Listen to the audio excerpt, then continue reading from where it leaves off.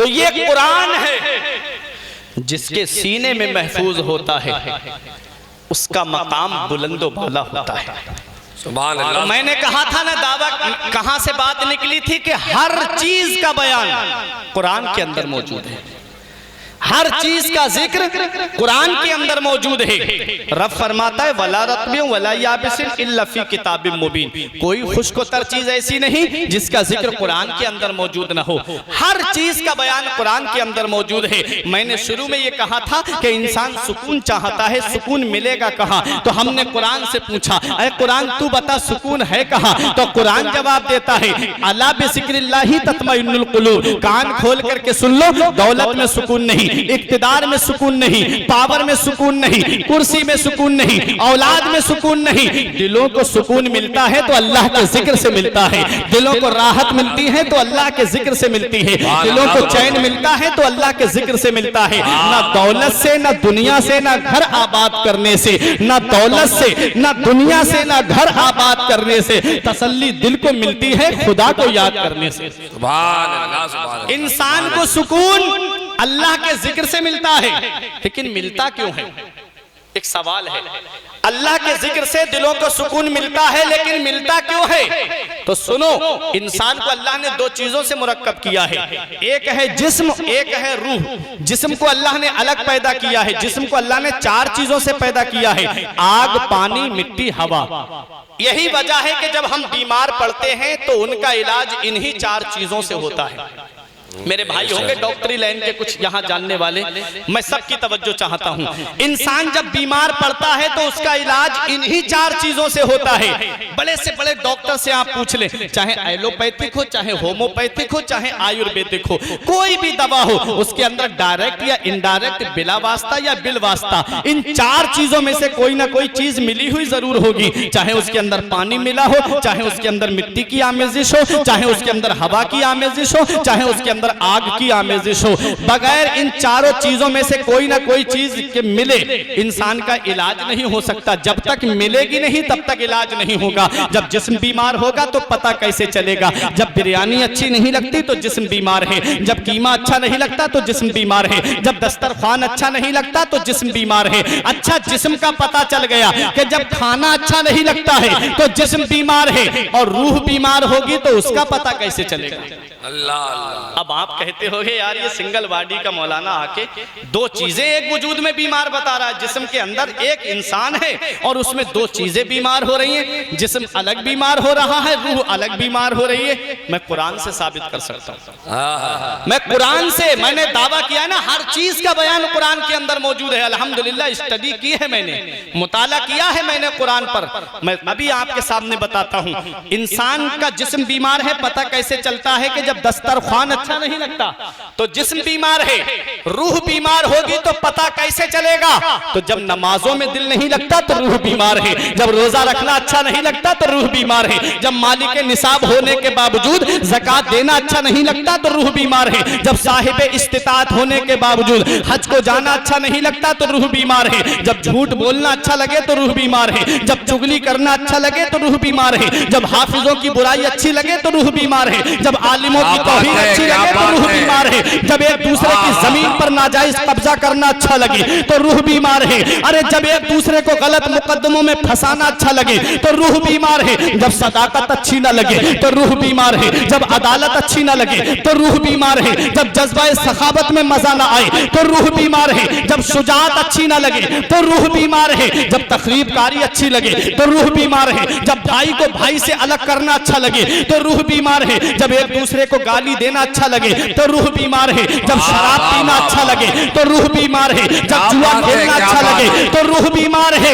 अरे जब जिस्म बीमार होता है तो इलाज दवा से होता है, जब रूह बीमार होती है तो फिर उसका इलाज कैसे होता है? आओ ये भी कुरान से पूछते हैं, ऐ कुरान तू बता, जब हमारी रूह बीमार होगी तो उसका इलाज कैसे होगा? तो 15वां पारा उठा के देखो, रब इरशाद फरमाता है व यसअलूनका अनिर रूह कुल रूह मिन अम्र रब्बी। ऐ महबूब आप फरमा दो, वो आपसे रूह के बारे में पूछते हैं, आप फरमा दो रूह तो हुक्म रब का नाम है, रूह तो अल्लाह के हुक्म से एक शय है। कुरान जवाब देता है पहले ये पता लगा रूह का ताल्लुक किससे है, पहले ये पता लगा रूह का कनेक्शन किससे है, पहले ये पता लगा रूह रिलेटेड किससे है, पहले ये पता लगा रूह कनेक्टेड किससे है। हमने कहा कुरान तू ही बता दे, तो कुरान जवाब देता है कि रूह का ताल्लुक परवरदिगार आलम से है, रूह का कनेक्शन मौला से है, रूह रिलेटेड मौला से है। अरे जब जिस्म बीमार होता है तो इलाज दवा से होता है, और जब रूह बीमार होती है तो इलाज जिक्र खुदा से होता है।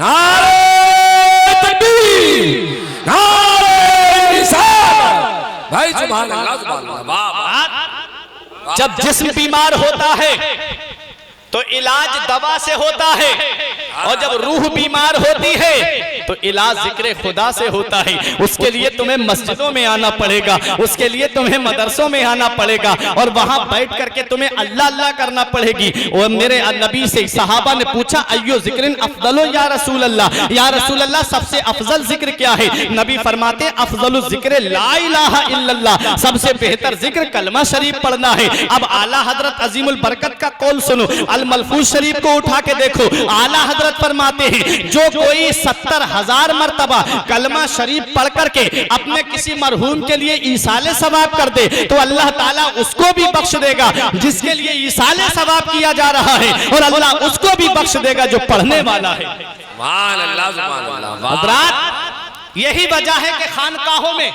हल्का जिक्र की महफिल सजती थी, हल्का जिक्र की महफिल सजा करती थी।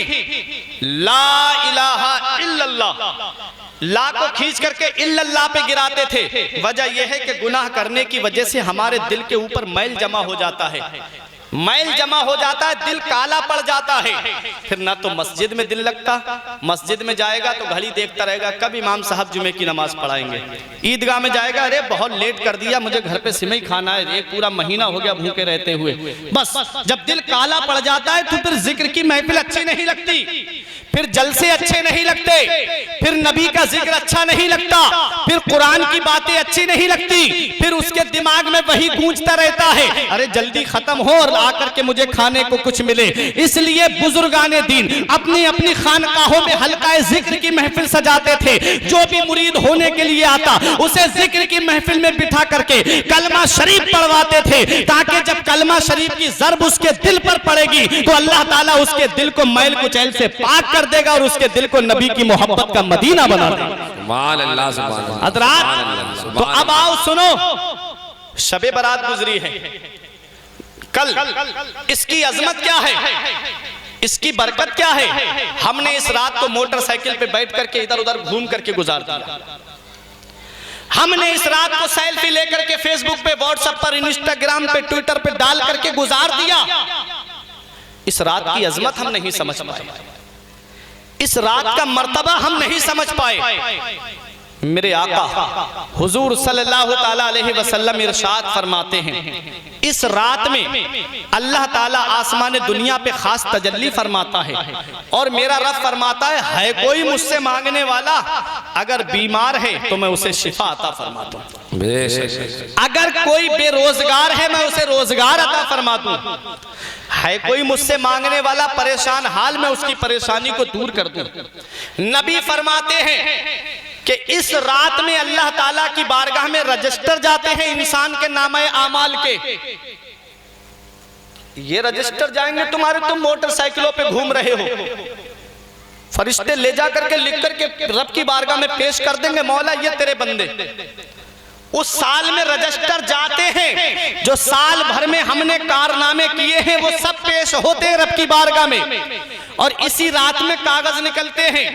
जिसको पैदा होना है पूरी साल में उसका नाम भी उसी लिस्ट में आ जाता है, और जिसे इस दुनिया से जाना होता है उसका उसके नाम की भी लिस्ट जारी कर दी जाती है। अल्लाह अकबर, जरा सोचो तो सही, इंसान मकान बना रहा है, इंसान शादियों में अय्याशी कर रहा है, इंसान अपने घर में इधर उधर की बातें करके अपनी जिंदगी गुजार रहा है, और नबी फरमाते हैं उसका नाम मुर्दों में लिखा हुआ है। अल्लाह, उसका नाम मरहूमों में लिखा हुआ है। अल्लाह, क्यों ना अपनी जिंदगी को इस हाल में गुजार देते, क्यों ना अपनी जिंदगी को इस हाल में बसर कर देते कि हमारा रब हमसे राजी हो जाता, हमारे नामे अमाल का दफ्तर जाता, जब हमारे नामे अमाल का रजिस्टर जाता, हम मस्जिदों में सजदे में सर रखे हुए होते, फरिश्ते कह देते मौला सैदपुर की सरजमीन पर तेरे बंदे मस्जिद के अंदर जमा होकर के मौला तेरा जिक्र कर रहे थे, मौला तेरी याद मना रहे थे, मौला तेरी इबादत कर रहे थे। परवरदिगार आलम तुमसे राजी हो जाता और अल्लाह तुमसे राजी हो जाता तो जन्नत की बहारें तुम्हारे लिए थी। नारे तकबीर, नारे रिसालत, जश्ने शबे बरात। भाई सुभान अल्लाह। उस रात की कद्र नहीं जानी। इस रात में अल्लाह ताला नबी फरमाते बनी कल्ब की बकरियों के बालों से ज्यादा लोगों को बख्शता है। बनी कल्ब वो कबीला है अरब के अंदर, जब इनकी बकरियां जंगल में जाती थी तो जिधर नजर डालते इनकी बकरियां नजर आती थी। अल्लाह। अब एक बकरी के ऊपर कितने बाल होते हैं आप में से किसी ने गिने हैं? नहीं। एक बकरी पर कितने बाल? और नबी फरमाते बनी कल्ब की बकरियों के बालों से ज्यादा लोगों को अल्लाह ताला जहन्नम से आजाद फरमाता है, लेकिन उनको नहीं बख्शता। देखें, अल्लाह उनको नहीं बख्शता है जो आपस में एक दूसरे से कीना रखते हैं, उनको नहीं बख्शता अल्लाह जो आपस में एक दूसरे से बुग़्ज़ रखते हैं, कीना रखते हैं, और जो रिश्ते नाते काटते हैं, जो रिश्तेदारी काटते हैं, उनसे अल्लाह ताला उनको अल्लाह ताला नहीं बख्शता है। आज हमारा हाल ये हो गया कि अगर हमारे यहाँ पर किसी भाई को पैसा मिल जाए, थोड़ा सा अमीर हो जाए, और रिश्तेदार अगर गरीब है तो उसकी तरफ तवज्जो नहीं देता, शादी में उसे बुलाना भी पसंद नहीं करता। अगर कोई फटा हुआ लिबास पहन करके आ जाए और आकर के शादी में शामिल हो जाए तो दरवाजे पे नौकर रहे, वो धक्के दे करके भगा देता है, तेरा यहाँ पर क्या काम? नबी फरमाते हैं सबसे बुरा खाना, दुनियावी खानों में सबसे बुरा खाना उस वलीमे का है जिस वलीमे में सिर्फ अमीरों की दावत की जाए और उसमें गरीबों की दावत न की जाए। अल्लाह अल्लाह अल्लाह। तो गरीबों का दिल मदीने वाले मुस्तफा ने रखा है।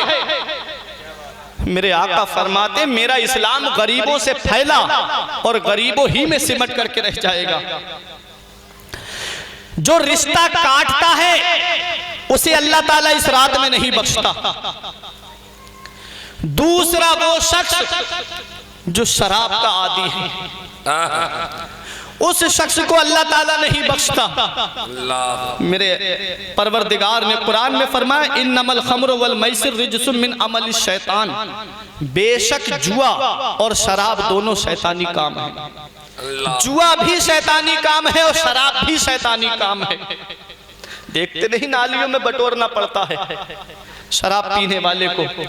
जुआ चाहे लूडो में लग करके खेलो, जुआ चाहे शतरंज में पैसे लगा के खेलो, जुआ चाहे मैच में पैसे लगा करके खेलो, जुआ चाहे आईपीएल में पैसे लगा करके खेलो, कुरान कह रहा है ये शैतानी काम है। इससे रहमान खुश नहीं होगा बल्कि शैतान खुश होगा।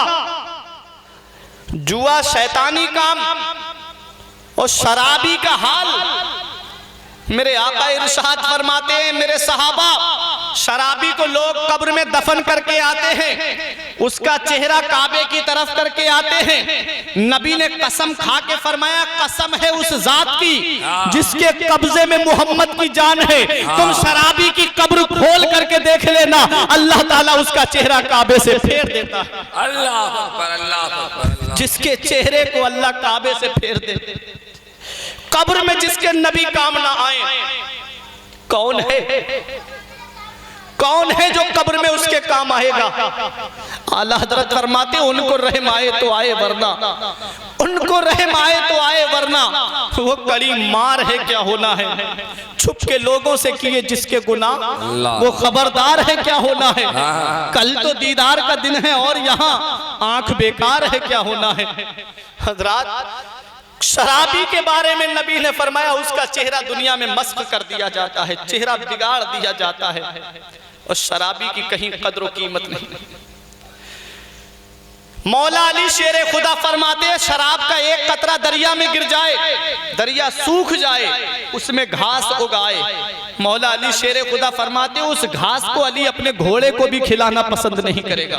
अल्लाह अली शेर खुदा उस घास को घोड़े को खिलाना पसंद ना करे तो बताओ कयामत में अली शेर खुदा उसके लिए शराबी के लिए कैसे खड़े हो सकते हैं कि अल्लाह इसे बख्श दिया जाए। अल्लाह थोड़ी सी जिंदगी है ये दुनिया की, चंद सांसें हमको मिली हैं। तुमको दुनिया में तो अल्लाह ने इसलिए भेजा था ताकि तुम उसकी इबादत करो, लेकिन तुमने उसकी इबादत ना करके रंग रेलियों में मस्त हो गए, अल्लाह दुनियावी कामों में मस्त हो गए, फुरकान भाई बहुत बढ़िया है, दुनियावी कामों में लग गए। कयामत में तुमसे मेरे रब ने पूछ लिया मैंने दुनिया में तुझे किस लिए भेजा था, क्या जवाब दोगे? मौला शराब के जाम उड़ा के आए हैं, मौला जुए में पैसे खर्च करके आए हैं, मैंने देखा है शराबियों के घरों का हाल लेकर के, बेटियां रिश्तों के लिए बैठी हुई हैं, बहनों के सरों के अंदर बाल सफेद पड़ गए, और ये है कि शराब के पौओं पे जाकर के पैसे लुटा के आता है, ये मेरा भाई जाकर के जुए के अड्डे पे जाकर के पैसे लुटा करके आता है, सट्टे में पैसे लगा करके आता है, बहनें घर में आहें भर रही हैं कोई रिश्ता आ जाता, बेटियां घर में इंतजार कर रही है काश मेरा बाप मेरे हाथ पीले कर देता। ऐ नादान तुझको घर के हालात नजर नहीं आते, तुझको घर की जिंदगी नजर नहीं आती, कितनी आहें लेकर के इस दुनिया से जाएगा। याद रखना मेरे रब की पकड़ बहुत सख्त है, इन्ना बतशा रब्बे का लशदीद, जब तेरा रब पकड़ता है तो कोई छुड़ाने वाला नहीं है, उसकी पकड़ इतनी सख्त है जब वो पकड़ेगा तो कोई छुड़ाने वाला नहीं है, इसलिए उस रब की पकड़ से डरो। आज भी तौबा कर लो, तौबा का दरवाजा खुला हुआ है, तौबा का दरवाजा मेरे रब ने खोल दिया है, तौबा कर लो, सच्ची तौबा करके रब की बारगाह में झुक जाओ। मौला आज तक जो मुझसे गुनाह हुए, आज के बाद मौला कभी शराब नहीं पीऊंगा, आज के बाद मौला कभी जुए के करीब नहीं जाऊंगा, मेरा रब आज भी तुम्हारे ऊपर मेहरबान है, परवरदिगार तुम्हारे गुनाहों को बख्श देगा, मौला तुम्हारी खताओं को बख्श देगा। आओ तो सही उस रब के दरवाजे पर, आओ तो सही उस रब की बारगाह में, आओ तो सही अपने सर को सजदे में झुकाने के लिए। हज़रात अल्लाह तबारक व तआला शबे बारात में सबको बख्शता है, लेकिन उसको नहीं बख्शता है जो शराब का आदी होता है। और सुनो चौथा वो कि जो अपने माँ बाप का नाफरमान होता है, अल्लाह जो अपने माँ बाप का नाफरमान होता है अल्लाह ताला उसको नहीं बख्शता, उसको अल्लाह नहीं बख्शता है जो माँ बाप को सताता है। आज मेरे भाई के पास थोड़े से पैसे आ जाएं, आज मेरे भाई के पास थोड़ी सी दौलत आ जाए, आज मेरे भाई के पास थोड़ा सा सरमाया आ जाए, तो बूढ़े माँ बाप से कहता है तुमने हमारे लिए किया क्या है? ये घर मैंने अपनी मेहनत से बनाया है, ये प्लाट मैंने अपनी मेहनत की कमाई से खरीदा है, ये अकाउंट्स दौलत से जो भरे हैं ये मैंने अपनी कमाई से खरीदा है। अरे इंसान कहता है ये माल मेरा है, इंसान कहता है ये मकान मेरा है, इंसान कहता है ये प्लाट मेरा है, लेकिन हदीसे पाक क्या कहती है, मदीने वाले मुस्तफा क्या फरमाते हैं? एक नौजवान सहाबी ने आकर के अर्ज किया या रसूल अल्लाह मेरे बाप पर मेरा कर्जा आ रहा है, मेरे बाप मेरा कर्जा नहीं दे रहे हैं। नबी ने उनके बाप को बुलाया, बूढ़े सहाबी थे, डंडे का सहारा लेकर के कमर झुक चुकी थी, आका की बारगाह में आए, नबी को सलाम किया, नबी ने जवाब दिया, नबी ने इरशाद फरमाया तुम्हारा बेटा कह रहा है मेरे बाप पर मेरा कर्जा आ रहा है, मेरा बाप मेरा कर्ज नहीं देता है। हज़रात तो उसके वालिद से मेरे नबी ने जब ये फरमाया क्यों तुम अपने बाप का कर्ज नहीं, तुम अपने बेटे का कर्ज नहीं देते? कहा कि आका जब मैं जवान था मेरे जिस्म में ताकत थी, मैं पैसे कमा के लाता था, दौलत कमा के लाता था, अपने बेटे को खर्च के लिए देता था, अपनी औलाद को पैसे देता था। आका मैंने कभी अपने बेटे से पैसे वापस नहीं मांगे, आज मेरा बेटा मुझे पैसे खर्च को देता है, आज मेरा बेटा मुझे पैसे देता है तो कहता है ये कर्जे के तौर पे दे रहा हूं, आपसे वापस ले लूंगा। मेरे आका अब मैं इसके पैसे कहां से दूं? मेरे जिस्म की हड्डियों ने जवाब दे दिया, मेरे जिस्म की ताकत ने जवाब दे दिया, या रसूल अल्लाह मैं इसके पैसे कहां से अदा करूं? हदीस पाक के अल्फाज हैं बका रसूलुल्लाह सल्लल्लाहु अलैहि वसल्लम, मेरे आका रोने लगे, सहाबाए किराम रोने लगे, मेरे आका ने इरशाद फरमाया मेरे सहाबा इस बूढ़े सहाबी की दर्द भरी बात को सुन करके सिर्फ मैं ही नहीं रो रहा हूं, सिर्फ तुम ही नहीं रो रहे हो, बल्कि मेरे इर्द गिर्द जितने पत्थर हैं वो भी आंसू बहा रहे हैं, जितने ढेले हैं वो भी आंसू बहा रहे हैं। पता चला जिस घर में माँ बाप को सताया जाता है, जिस घर में माँ बाप को के ऊपर जुल्म होता है, जिस घर में माँ बाप के ऊपर सितम होता है, उस घर में सिर्फ माँ बाप नहीं रोते हैं बल्कि उस घर के दरो दीवार भी आंसू बहाते हैं। ऐ प्यारे मुसलमान, याद रख ले, अगर तू चाहता है कि ये देखे कि मेरा रब मुझसे राजी है या नहीं है, मेरा रसूल मुझसे राजी है या नहीं है, तो हदीस पाक कहती है अपने घर जाकर के देख ले। अगर तेरे माँ बाप तुझसे राजी हैं तो तुझसे तेरा रब भी राजी है और तुझसे तेरा रसूल भी राजी है। और अगर माँ बाप तुझसे राजी नहीं है तो तुझसे ना अल्लाह राजी है और ना उसका रसूल राजी है। वाह वाह वाह, नारे तकबीर, नारे रिसालत, फुरकान भाई जिंदाबाद। तो माँ बाप अल्लाह की वो अजीम नेमत है, अल्लाह जो बुढ़ापे में अता फरमाता है। आज चीज की कदर चीज के ना होने पे की जाती है। आज ये मोबाइल है, मैं इसकी कदर नहीं करता, जब यही मोबाइल कहीं गिर जाएगा तब मुझे इसकी कीमत का पता चलेगा, तब मुझे इसकी कदर मंजिलत का पता चलेगा कि मोबाइल क्या चीज है। जब तक माँ बाप हयात रहते हम उनकी कदर नहीं करते, जब तक माँ बाप जिंदा रहते हम उनकी कदर मंजिलत नहीं जानते, और जब उनमें से कोई इंतकाल कर जाता है तो फिर कहते हैं हाफिज साहब कोई फकीर बता देते, मैं बाप की तरफ से जोड़ा देना चाहता हूँ। हाफिज साहब कोई तालिबे इल्म बता देते, 40 दिन तक मेरे घर खाना खा ले ताकि मेरे बाप की रूह को सवाब पहुंच जाए।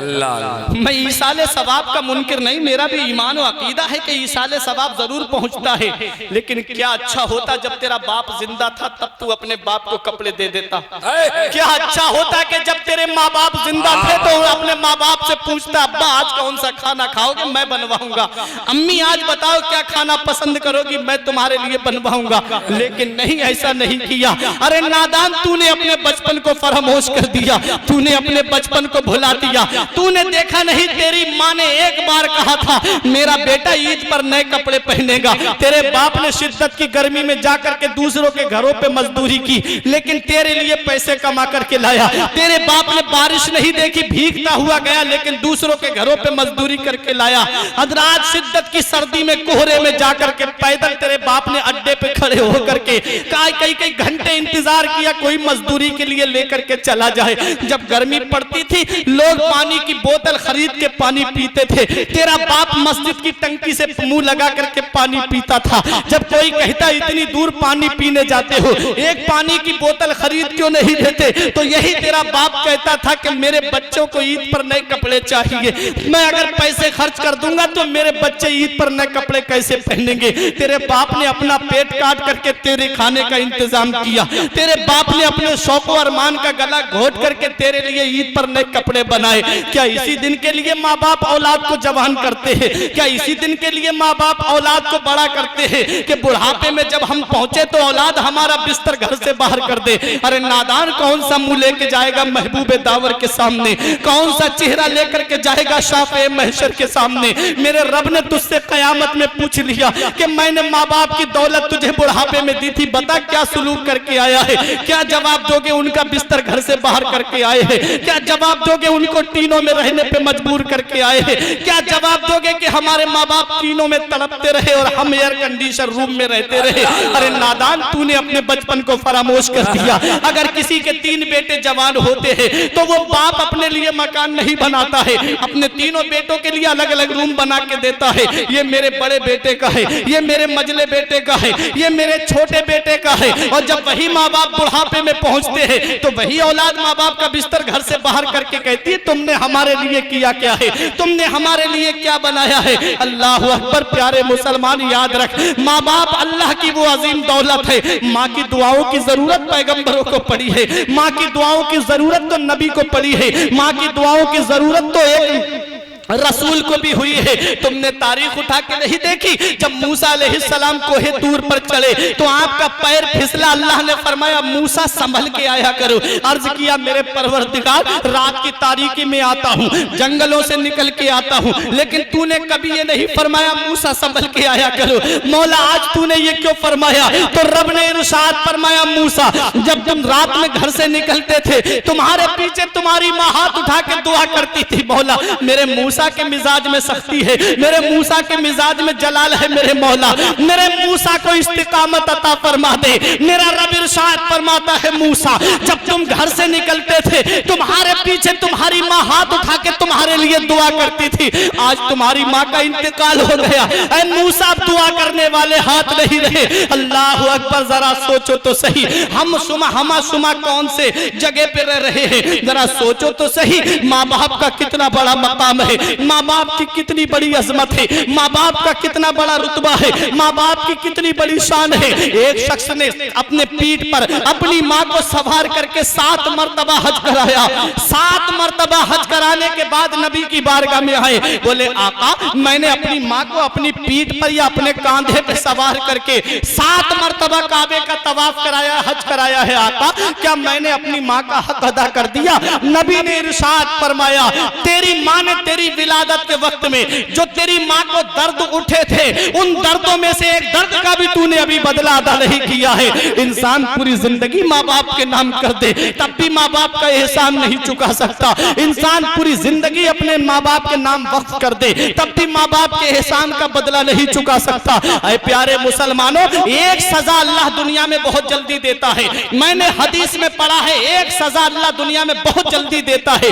अगर तुमने अपने माँ बाप के साथ में भलाई नहीं की है तो ये उम्मीद मत रखना कि तुम्हारी औलाद तुम्हारे साथ भलाई करेगी। अल्लाह अल्लाह। पहली मोहब्बत है माँ बाप की, दुनिया में जो बदला मांगती है। अगर तुम अपने माँ बाप के साथ भलाई करोगे तो तुम्हारी औलाद तुम्हारे साथ भलाई करेगी। अगर तुमने अपने माँ बाप के साथ भलाई नहीं की तो ये उम्मीद मत रखना कि बुढ़ापे में तेरी औलाद तेरा सहारा बन जाएगी। इमाम जलालुद्दीन रूमी मसनबी शरीफ में बयान करते हैं कि एक शख्स की बीबी ने शिकायत की और कहा कि तुम्हारा बाप पूरी रात खांसता रहता है, इसकी खांसी की वजह से मेरी नींद खराब होती है, मेरे बच्चों की नींद में डिस्टर्ब होता है। ऐसा करो, अपने बाप का बिस्तर वहां कर दो जहां जानवर बनते हैं।